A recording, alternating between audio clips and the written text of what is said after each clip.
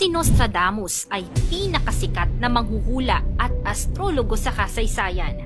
Ang kanyang mga hula ay talaga namang naging kontrobersyal dahil karamihan sa kanyang mga hula ay misteryoso at nakakatakot. Mula sa kanyang aklat na Les Prophetes, iniulat niya dito ang kanyang mga pangitain sa pamamagitan ng mga tula na kilala bilang quatrains. Maraming henerasyon na ang nagpatotoo at pinaniniwalaan na si Nostradamus ay nakapredik at nakahula ng maraming mahahalagang pangyayari sa kasaysayan tulad ng pagpaslang sa mga magkapatid na Kennedy, pagkatalo ni Napoleon at ang pag-atake sa 9/11, maging ang malupit na sunog sa London, ang pambobomba ng atomika sa Hiroshima at Nagasaki, Japan, at marami pang iba na tila naging makatotohanan. At ayon sa mga eksperto, sa bawat taon o siglo ay mayroon itong matitinding hula. Kaya naman sa videong ito ay aalamin natin ang 10 na nakakatakot na prediksyon ni Nostradamus sa taong 2024.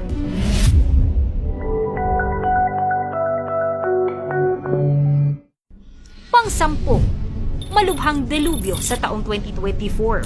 Hindi na natin kailangan pa si Nostradamus para sabihin sa atin na ang patitinding problema sa klima ay patuloy nang nangyayari, kung saan panay iniuulat ang mga malulupit na mga bagyo, sunog at pagtaas ng mga temperatura ngayong taon.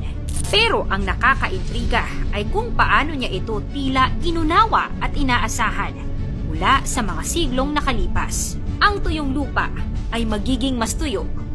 Yan ayon sa di umano kanyang hula.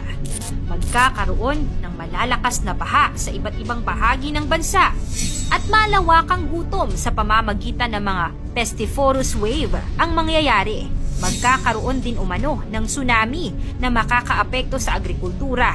Pagkakaroon ng sakit at kagutuman. Kung totoo ang mga pangitain, maaaring mas makakaranas tayo ng matitinding kalamidad sa taong 2024.